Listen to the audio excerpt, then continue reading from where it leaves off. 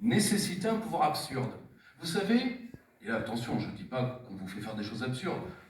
Par exemple, on ne vous dira jamais qu'un virus tue à 1,50 m et que donc il ne faut pas vous asseoir pour le café. J'espère que ça ne vous est jamais arrivé. Donc, mais vous voyez, quand la France existait politiquement, on pouvait se disputer, mais les choses avaient un sens. Aujourd'hui, les choses perdent progressivement. Et c'est pour ça que ce mot horrible de vivre ensemble, par exemple, s'applique, alors qu'en fait, ce n'est pas le vivre ensemble qui s'efface, c'est la France qui s'efface. Mais tout devient absurde. Je vais vous donner 2 exemples, pour que vous compreniez bien. Nous avons, par exemple, créé cette chose européenne magnifique qu'on appelle les sanctions boomerang. C'est-à-dire de sanctionner quelqu'un jusqu'à ce que vous ayez le plus mal possible. Et plus vous avez mal, plus il est sanctionné. Par exemple, nous avons eu ce matin, les chiffres russes, ils sont à 3% de chômage. Et pourtant, ils ont croisé la route de Bruno, dit le dilatateur, que vous connaissez tous.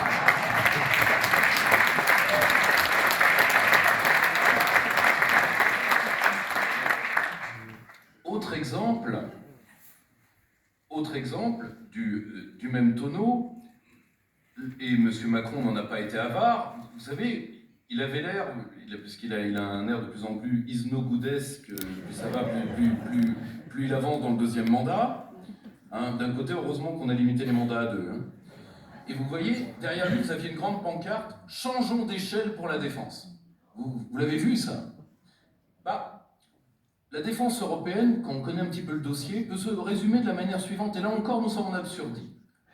La défense européenne, c'est un peu, comme certains diraient le mariage, c'est d'affronter ensemble des problèmes qu'on n'aurait pas eu tout seul. Eh bien, la défense européenne, c'est de faire en commun des armes qui arriveront trop tard, qui seront dépassées, qui vous auront fait à vous, Français, perdre vos technologies, et en échange de vos technologies, vos partenaires vous remercieront en achetant américain.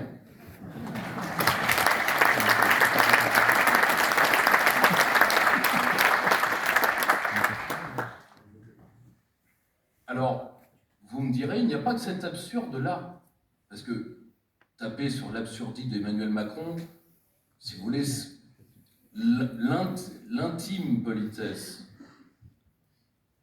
de chacun fait que nous n'aimons pas tirer sur une ambulance, mais alors mitrailler un corbillard, c'est une faute de goût. Mais vous avez une autre perte de sens. Par exemple, ceux qui vous disent tous les 5 ans, vous allez voir ce que vous allez voir. Depuis 1965, date de la création du slogan « L'autre Europe ». Vous savez, derrière le trou, au fond du puits, par une nuit sans lune, vous aurez l'autre Europe. C'est François Mitterrand qui l'a créé à la base, contre le général de Gaulle. Vous voyez, la salade n'est pas tout à fait fraîche. Eh bien, tous les 5 ans, vous avez quelqu'un qui vous dit « Ne vous inquiétez pas, grâce, par exemple, à Madame Mélanie, nous allons, grâce à au levier d'Archimède des 20% du Parlement européen, vous allez voir ce que vous allez voir si vous nous donnez le ticket d'entrée. Comme la soupe est bonne, vous voyez tout de suite de la personne qui vous le promet ou de vous, qui a besoin du ticket. Comme disait Charles Pasqua, les promesses engagent avant tout ceux qui les croient. Eh bien, ça est la grande, là, je le voyais encore, c'était ce matin, nous allons faire un référendum anti-Macron par les élections européennes. Je vous le dis, le 9 juin au soir, si Emmanuel Macron est battu, eh bien, il reste. C'est simple. Il reste pour une raison qui est toute bête et que je pense qu'il a fait sienne, c'est qu'il n'y a pas de démocratie contre les traités. Comme disait un grand représentant spiritueux qui a été un homme remarquable, qui était le président Juncker. Donc, au-delà de tout ce que nous pouvons ressentir pour notre pays qui est menacé quand même d'extinction, je ne peux pas, ma fille est née à 9 ans, je ne peux pas la regarder dans les yeux en lui promettant qu'elle se mariera dans une France qui existera encore. C'est compliqué quand on est parent de se dire ça.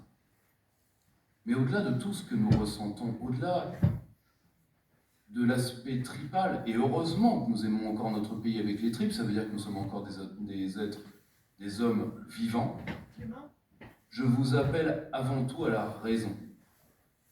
On ne réforme pas un asile d'aliénés. On ne réforme pas la maison qui rend fou, pour ceux qui aiment Goscinny. C'était dans Astérix et Doustrav. On ne réforme pas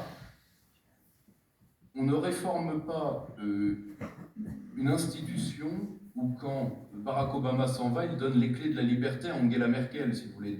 Après le XXe siècle, donner des clés et de la liberté à l'Allemagne, c'est une faute de goût, sincèrement. Or, je vous appelle à voter pour la seule liste raisonnable, parce que nous pouvons encore éviter que tout ceci passe de la farce au drame. Mais nous n'avons plus beaucoup de temps. Donc, je vous lance un appel à être des gens raisonnables et à nous aider à raisonner ces gens qui deviennent dangereux. Merci.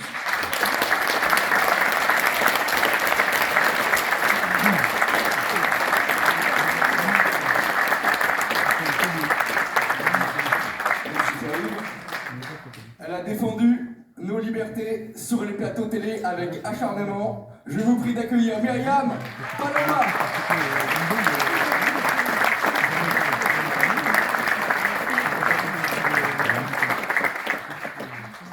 J'ai préparé un discours, mais en fait, je ne vais pas le lire. Je vais pas m'en occuper parce qu'on a eu des interventions brillantes, franchement, et tout le monde a rigolé, c'était super. J'ai adoré. Alors moi, je voudrais revenir un peu sur la vidéo d'Emmanuel Macron, qui est partout sur toutes les chaînes, sur tous les réseaux sociaux. Alors je trouve ça quand même assez dramatique, parce que moi je savais pas qu'il était candidat aux élections européennes. C'est pas compté dans le temps de parole, et pourtant l'ARCOM ne dit rien, et pourtant il est là, il aide bien sa colistière Madame Ayer. Je comprends, en même temps elle est un peu nulle, donc je comprends qu'elle ait besoin du président pour nous vanter l'Europe. Moi personnellement, je suis ravie que vous m'accueilliez chez les Patriotes. C'est énervant en fait, je suis comme ça, je vais le prendre. Je suis ravie que vous m'accueilliez aussi bien chez les Patriotes, et ravie qu'on ait cette alliance avec VIA. Quand je vois le slogan « La force de la liberté », je m'y retrouve évidemment, totalement. Depuis plusieurs années, depuis 3 ans, je me bats pour la liberté à tous les niveaux. Et aujourd'hui, parce que là, tous mes confrères ont dit plein de choses sur l'Europe, voilà, je pense qu'on est tous d'accord. L'Europe, pour moi, c'est quoi? On nous avait promis la paix et l'abondance. Finalement, on a la guerre et la fin de l'abondance. On a le saccage de notre système social. On a la guerre pour un oui, pour un non, pour aller sauver l'un des gouvernements les plus corrompus d'Europe. On dépense des milliards. La France, aujourd'hui, c'est 3 000 milliards de dettes. Derrière l'Italie, la Grèce, franchement, ça nous a fait du bien, l'Europe, on se sent bien. Moi, j'aimerais vraiment mettre l'accent sur quelque chose qui, en ce moment, me tape un peu sur les nerfs. Alors, c'est vrai que j'ai un petit côté pitbull, pour ceux qui ne me connaissent pas. Mais j'aimerais quand même dire quelque chose. Je sais qu'il y a des journalistes dans la salle, et j'aimerais leur dire qu'il serait peut-être temps qu'ils se réveillent. Parce qu'aujourd'hui...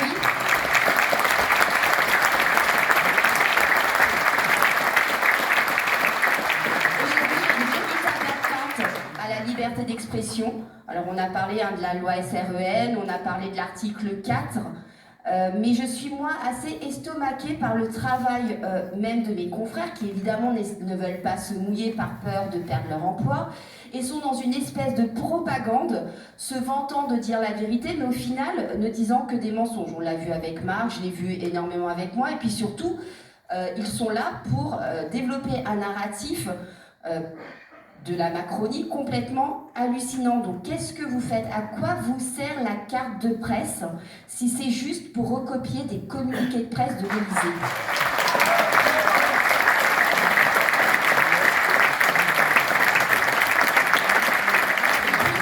Je vais finir, parce qu'on m'a dit de faire court, avec un appel à l'ARCOM. Alors je vais utiliser un mot, mais tant pis, je m'en fiche. Que fout l'ARCOM? On nous a balancé des histoires de temps de parole décidées sur des critères complètement flous. Puis aujourd'hui, on a quoi? On a Monsieur Bardella qui nous raconte n'importe quoi, tout et son contraire, alors et qui nous promet monts et merveilles, alors que depuis 3 ans, ils ne font rien à l'Assemblée nationale. On a Madame Aubry qui est là en train de nous dire qu'elle sera une voix opposante à l'Union européenne, alors que son doigt a ripé quand il fallait voter le pass sanitaire, hein, souvenez-vous.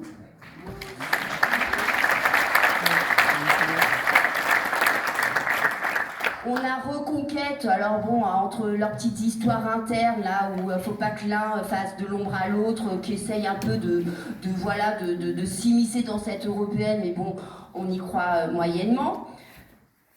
Eh bien, nous avons la liste des souverainistes. Vous avez des gens comme nous qui vont se battre pour faire bouger ce Parlement et pour le faire éclater. Parce que notre but, c'est de le faire éclater, ce Parlement. Il y a de la corruption, de l'artisanat. Merci à vous tous pour votre soutien, parce que sans vous, on n'est rien. Mais vous pouvez compter sur nous pour les démonter. Voilà.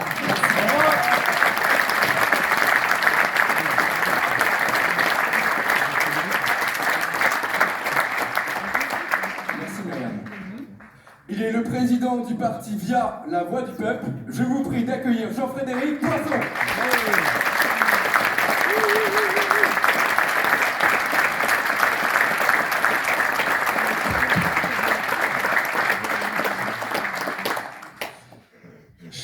Chers amis, merci de votre accueil. Monsieur le Président, cher Florian, cher Myriam, cher Marc, Pierre-Yves, chers amis colistiers.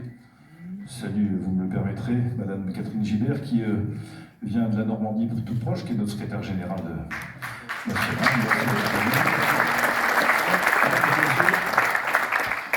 La dernière fois que j'étais dans cette salle, c'était déjà pour une opération parfaitement infréquentable. Pas du tout bien élevée. Il y a peut-être quelques Saint-Germanois dans la salle, j'imagine qu'il y en a quelques-uns. Et j'étais ici sur cette scène pour soutenir ce qui était déjà à l'époque une liste d'union entre toutes les formations politiques de droite qui s'apprêtaient à affronter le maire actuel, Arnaud Péricard, que je salue d'ici, que je remercie par ailleurs de nous avoir prêté cette salle.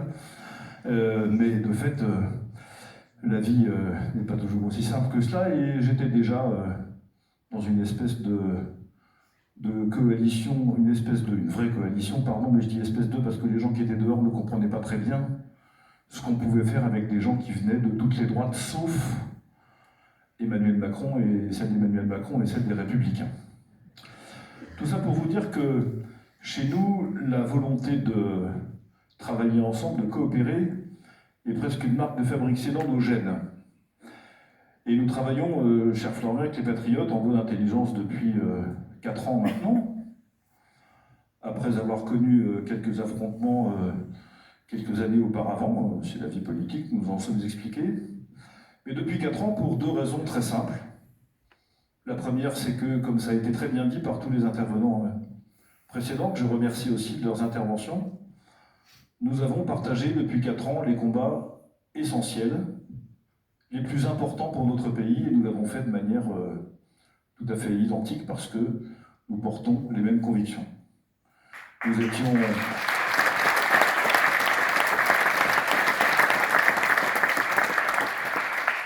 ensemble au moment de la crise sanitaire. Nous avons d'ailleurs été les 2 seuls, Florian Philippot et moi, appelés à la désobéissance civile après l'instauration du pass sanitaire. Ça nous a valu quelques déboires là aussi. Mais,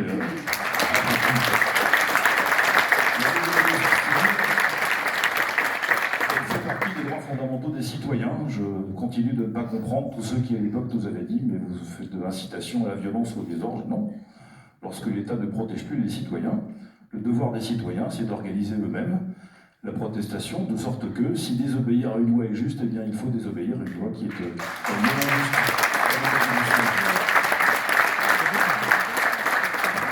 La deuxième chose sur laquelle nous nous sommes retrouvés facilement, c'est la question de la paix.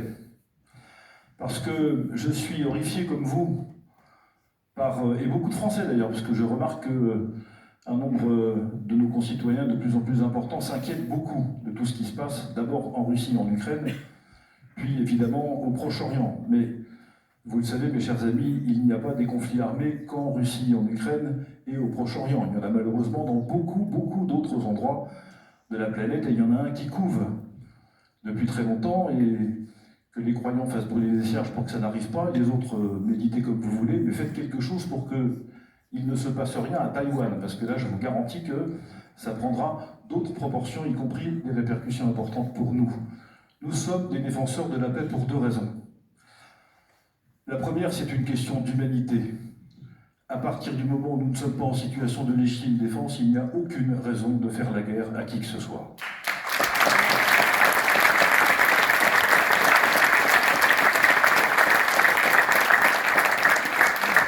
La deuxième est une question de bon sens.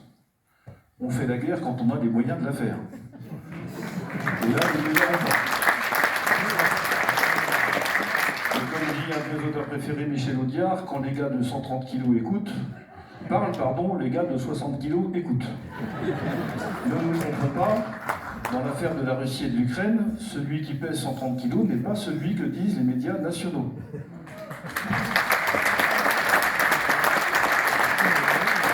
Autre manière de décrire le sujet, quand vous prenez le président français et le président russe torse nu,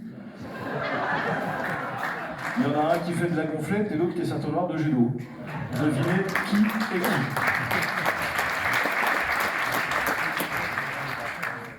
Je ne crois pas dans les bienfaits de la guerre pour les deux raisons que je viens de vous dire. Mais je pense que nous avons, en plus de la défense de la paix, sur cette question des guerres comme sur la question de la crise sanitaire, un hommage à rendre à la vérité. Parce que je fais partie, comme probablement, j'imagine, beaucoup d'entre vous ici, de ceux qui n'achètent pas, comme on dit, le narratif de l'OTAN et le narratif du Quai d'Orsay ou des gouvernements occidentaux. Je vais vous en donner un seul exemple, qui porte sur une opération de manipulation assez classique en termes d'information institutionnelle. Je suis persuadé que personne dans cette salle ne croit que le conflit entre la Russie et l'Ukraine a démarré le 22 février 2022.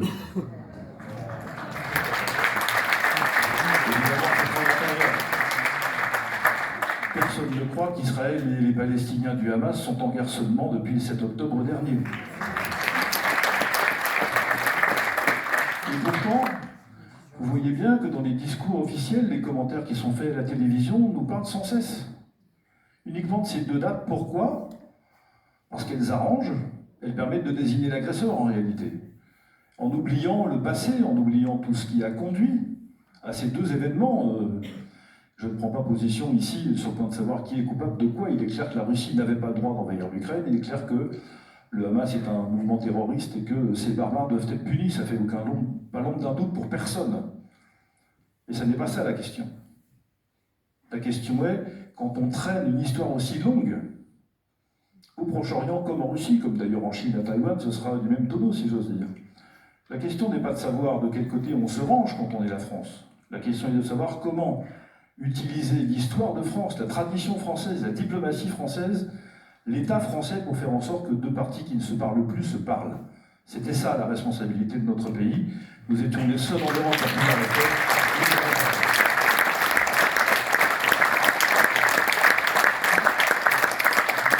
Concrètement, la paix est un impératif éthique, c'est un impératif de bon sens, et troisièmement, c'est le respect le plus profond de notre tradition historique et diplomatique. C'est à tout cela que nous renonçons, lorsqu'en réalité nous prenons bêtement le parti comme d'habitude, de nous aligner tel un chihuahua en promenade derrière sa laisse, de nous aligner derrière notre promeneur américain. Ça nous a coûté très cher au Proche-Orient, c'est une région que je connais bien et sur laquelle j'ai pas mal travaillé. Ça continuera de nous coûter très cher. Et donc cette bagarre contre la vérité, nous la devons aussi aux Français sur ce qui se passe en Europe. Et il est vrai que l'alliance que nous formons, cette coalition qu'avec tous nos amis ici présents, avec vous en fait, nous formons, n'était pas si simple sur les questions européennes pour une seule raison. Nous n'avons jamais été, chez VIA, des partisans du Frexit comme la première option, voire comme la seule option. Ça n'était pas initialement notre perception des choses. Et j'ai longtemps cru, jusqu'à un passé encore récent, qu'on pourrait effectivement commencer par essayer de modifier les institutions européennes de l'intérieur, les faire bouger, les faire changer de politique, et une fois qu'on aurait échoué, alors enclencher un processus de sortie pure et simple de l'Union européenne. J'ai écrit ça d'ailleurs il y a déjà presque 4 ans dans un livre que vous trouverez ici à la sortie si vous faites l'honneur de me lire. Donc nous n'avons pas d'objection de principe sur le Frexit, mais c'était simplement pas notre option politique prioritaire. Et puis, force est de constater, comme on dit sur les plateaux des chaînes d'information, que depuis 6 mois, 8 mois, la situation s'est considérablement dégradée. Beaucoup de ce que nous craignons, beaucoup des dispositifs que nous combattons se sont accélérés, se sont densifiés, se sont renforcés. Et on peut très bien imaginer que si nous ne combattons pas ces évolutions, un jour assez prochain, nous connaissions ce petit épisode de la vie quotidienne où nous nous arrêterons à la station-service sur la route du week-end, nous rentrons du travail le soir pour faire le plein. On sera au mois d'octobre, vers la fin de la journée, en sortant du travail. Et puis, avant de faire le plein, nous serons repérés en descendant de notre voiture par un système de reconnaissance faciale, puisqu'il y en aura un partout. Ce système de reconnaissance faciale sera connecté à notre numéro d'identité numérique européen, actif depuis l'année dernière, le mois de mai. Cette identité numérique européenne repérera immédiatement notre localisation grâce à notre téléphone portable ou au système de GPS de la voiture, se connectera immédiatement d'abord à notre compte en banque pour savoir si nous avons la possibilité de faire le plein d'essence et jusqu'à quel prix, et puis sur un certain nombre d'autres indicateurs. Scannera en un quart de seconde vos réseaux sociaux pour savoir si vous n'avez pas dit du mal du pouvoir en place ou si vous n'avez pas adopté des doctrines qui ne sont pas en cours, si vous n'avez pas dit trop de mal du wokisme, des éoliennes, de la vente des barrages hydrauliques français, enfin 2-3 choses de ce genre. Regardera immédiatement si vous n'avez pas trop mangé de viande rouge, pas trop pris l'avion, pas trop acheté de charbon de bois pour faire du barbecue dans votre jardin. Et puis, cette reconnaissance faciale vous dira, ben voilà, vous voulez faire le plein dans votre voiture, il y a 50 litres, et bien vous n'avez droit qu'à 37 litres parce que vous n'avez pas été un citoyen parfait. Et par ailleurs, quand vous irez chez le boucher, on vous expliquera que non, la côte de bœuf pour ce week-end, ben, vous en avez déjà mangé 4 depuis le début de l'année.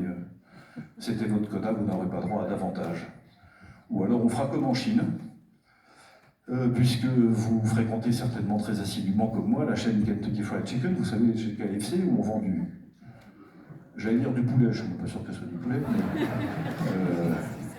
dans une espèce de truc, enfin voilà, avec d'autres choses à côté, des trucs qui coulent au bout, enfin bref, vous voyez ce que je veux dire. Et là en Chine, ils ont ouvert maintenant la reconnaissance faciale à l'entrée du magasin, donc ils savent tout de suite si vous pouvez entrer ou pas, en fonction de qui vous êtes, parce que on accorde des droits et des points de citoyenneté qui donnent la possibilité d'accéder à des loisirs si vous avez été sage et si vous n'avez pas été sage, vous n'y accédez pas. Alors, chers amis, dans ce monde-là, je suis désolé de vous dire que je ne veux pas vivre, à aucun prix.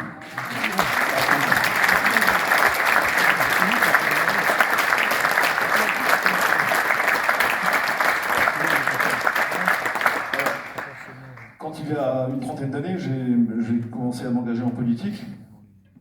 Je ne pensais pas que 30 ans plus tard, je devrais consacrer une partie non négligeable de mon temps et de mon engagement à défendre des choses qui me paraissaient, quand j'étais plus jeune, acquises une fois pour toutes. Que jamais personne, même pas la guerre, ne viendrait remettre en cause. Puisque quand j'avais l'âge des plus jeunes d'entre vous dans cette salle, ma conviction c'était que la France n'aurait plus la guerre sur son sol, qu'on pourrait se donner les moyens de la conduire et de se défendre s'il le fallait. D'ailleurs, notre armée était faite pour ça. Donc voilà, nous allions vivre, alors non sans difficulté, non sans tourment, non, oui bien sûr, mais au moins, sur le plan des libertés, ce monde-là était une fiction, une dystopie, comme on dit maintenant sur les plateaux des chaînes d'information spécialisées. De la science-fiction politique. Ah, dans ce monde-là, vous ne serez pas privé de manger, mais vous ne mangez pas ce que vous voulez. Vous ne serez pas interdit de circuler, mais vous n'irez pas où vous voulez. Vous ne serez pas interdit de parler, mais vous ne pourrez pas dire ce que vous voulez. Vous aurez des amis, mais vous ne verrez pas qui vous voulez. Vous pourrez penser quelque chose, mais pas exactement ce que vous voulez. C'est ça le monde qui se profile. Et c'est ça le monde que l'Union européenne nous prépare. Et la conviction que j'ai acquise, que nous avons acquise avec un certain nombre de nos amis de VIA depuis quelques mois maintenant, c'est que, en définitive, cette Union européenne-là, son problème n'est pas l'ensemble des politiques publiques qu'elle conduit. On pourrait éventuellement en changer si ce n'était qu'un problème de politique publique. Non, elle est faite, elle est construite, elle est conçue pour mener ce projet politique, qui est en fait le projet néolibéral.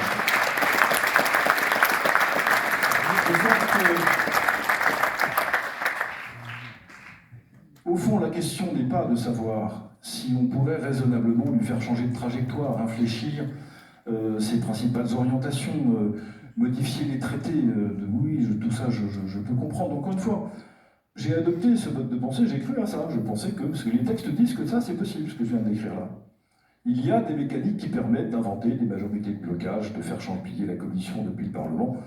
Théoriquement, en théorie, c'est écrit. Mais comme je dis d'habitude, théorie est un pays dans lequel personne n'habite. Donc, c'est très joli sur le papier, ça ne peut pas fonctionner. Pour une raison simple. Et là encore, c'est quelque chose qui est très concret. On ne réforme pas un asile, comme disait Pierre-Yves Géron très justement tout à l'heure, de manière très prosaïque. Lorsque Mme von der Leyen annonce, il y a maintenant quelques semaines, qu'étant réélue à la tête de la Commission, réélue ou nommée, c'est comme on veut, plus nommée d'ailleurs qu'élue, elle installera un commissariat européen de la défense. Je suis au regret de vous dire que ça n'y est dans aucun texte. Il n'y a rien dans les textes européens qui lui permettent de dire qu'elle aura le droit de créer un commissariat européen de la défense, à supposer que ça soit même dans sa compétence. Vous avez entendu quelqu'un réagir? Est-ce qu'un chef d'État, un seul chef d'État européen, à votre connaissance, a protesté en disant « mais pas question ». Bien, vous voyez, quand on en est à ce point, c'est-à-dire d'une institution qui ne respecte même plus ses propres règles, d'une Commission européenne qui est faite en principe pour être, d'une certaine manière, participer au rôle de gardiennage des traités, un peu comme le garde des Sceaux en France, quand ça l'intéresse, garde la Constitution. Je dis bien quand ça l'intéresse, parce que de temps en temps, on a l'impression qu'il s'en occupe pas beaucoup. Mais bon, c'est un autre sujet. Mais là, rien. Vous ne pouvez pas passer des accords politiques avec des gens qui ne respectent pas l'institution dont ils sont à la tête. C'est impossible. Vous perdez votre temps. Vous perdez votre temps. Vous ne jouez pas au handball sur un terrain de football contre quelqu'un qui joue au football. Vous n'allez pas jouer très longtemps, vous jouerez tout seul et vous ferez expulser du terrain très rapidement. C'est ce qui arrivera à tous ceux qui essaieront de réformer de l'intérieur quelque chose qui est irréformable. Donc, fort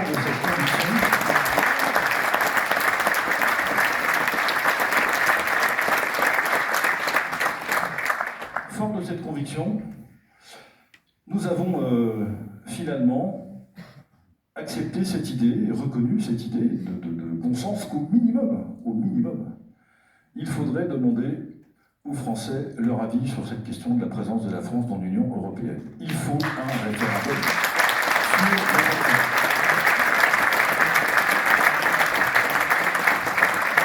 pas un référendum européen. Il est quand même incroyable celui-là. Mais enfin, il nous aura tout fait quand même. C'était la souveraineté européenne la dernière fois, cette fois-ci c'est le référendum européen. Heureusement qu'il y a que 2 mandats, parce que je ne sais pas ce qui nous attendrait pour la 3e. Puis la Sorbonne doit en avoir marre, c'est l'université dans laquelle j'ai fait mes études, et je suis très triste à chaque fois qu'il va parler à la Sorbonne. D'ailleurs, cette manie d'aller parler dans des universités pendant la campagne électorale est quand même tragique. Enfin, c'est pas le rôle d'une fac de recevoir des candidats à une élection. Enfin, c'est mon point de vue. Passons. Bref. Merci pour venir. Alors, le tableau que je vous ai dépeint est tout de même inquiétant, et d'ailleurs, ça allait dans le sens aussi de ce qu'ont dit nos amis depuis tout à l'heure. Mais je vais conclure comme eux, évidemment sur une note d'espoir, parce que si nous n'étions pas mus par la perspective d'un avenir meilleur, dont nous sommes nous-mêmes un peu les artisans, nous sommes là pour ça, ma foi on resterait chez soi, puis on arrêterait la politique. Or, nous continuons. Notre obstination n'a peut-être que la vertu de la constance, mais en tout cas, on est encore là et on continuera tant qu'on aura les moyens de continuer. Nous ne pouvons pas nous taire dans cette circonstance. Ça, c'est la première de nos conclusions. La première manière que vous pouvez avoir de faire campagne, c'est de parler. Ça commence par la mais de grâce, faites-le. Nos 81 colistiers, si talentueux qu'ils soient, ne peuvent rien faire tout seuls. Rien faire sans que vous les relayiez. À votre mesure. 1 minute par jour si vous n'avez qu'une minute, 12 heures par jour si vous êtes un geek complètement connecté avec votre téléphone greffé dans la main gauche et le majeur greffé sur le clavier du truc qui est dans vous. Bref. Faites ce que vous pouvez, mais faites-le. Sans vous, nous ne pouvons pas. Et il y a des motifs, de vrais motifs d'espoir et de comment dire, de réjouissance. Comment dit-on ça plutôt? Je sais pas, réjouissance, mais non. Réjouissement, ça se dit ça? Je sais pas. Enfin, vous avez compris ce que je veux dire. Bon. De joie, voilà. Les Français sont, dans une grande proportion, favorables au fait que la France sorte de l'Union européenne. C'est ce que disent les enquêtes d'opinion.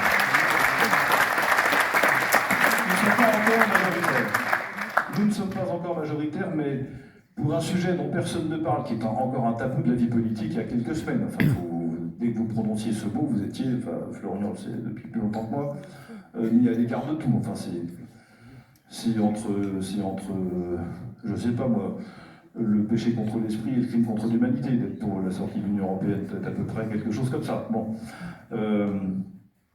C'est beaucoup pour un thème dont personne ne parle. Deuxièmement, je ne sais pas si vous avez vu cette enquête qui est sortie, qui a été publiée par Boulevard Voltaire ces jours-ci, je crois hier ou avant-hier. Les Français sont de tous les Européens les plus critiques à l'égard de l'Europe. Ceux qui s'apprêtent à aller voter dans les proportions les plus faibles. Ceux qui ont le plus envie d'en sortir, c'est nous. Et ceux qui considèrent que les politiques vont complètement de travers, mais enfin, ce n'est pas vrai malheureusement pour l'Union européenne. Donc nous avons un terreau favorable. Je pense que nous portons des choses que les Français attendent. Notre drame, c'est que, évidemment, sans doute parce que nous avons un peu plus raison que ce que nous devrions, eh bien, l'accès aux médias principaux nous est, pour l'instant encore, en tout cas, barré. Donc, nous avons du travail. Nous avons besoin de vos relais. Nous avons besoin de vos contacts. Nous avons besoin de votre pression à l'égard de tout ce qui ressemble de près ou de loin à un média qui s'intéresse à la campagne électorale. Et je vous le dis, si nous arrivons à mobiliser correctement les gens qui sont d'accord avec nous, qui partagent nos idées, je ne sais pas ce que ça fera comme résultat parce que ces jours-ci, ma boule de cristal est un peu poussiéreuse pour tout vous dire et j'ai perdu mon chiffon. Mais je sais qu'en tout cas, nous aurons cette conviction formidable d'avoir défendu ce que nous croyons, porté ce qui nous paraît être vrai et juste, et permis à la génération qui nous suit de prendre à son tour le flambeau pour continuer ce combat qui ne s'arrêtera pas de toute façon de nos enfants.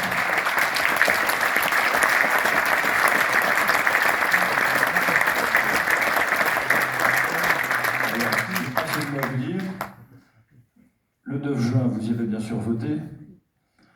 Je ne vous parle pas des procurations, des trucs, parce que tout ça, vous en entendrez parler. Et tant pis, d'ici là, vous l'avez en tête. Il n'y a qu'un vote utile le 9 juin, c'est de voter pour ce que vous croyez. C'est-à-dire pour la seule liste qui défend la paix, les libertés et la vraie place de la France dans l'Europe, la nôtre. Merci de votre soutien et rendez-vous le 9 juin.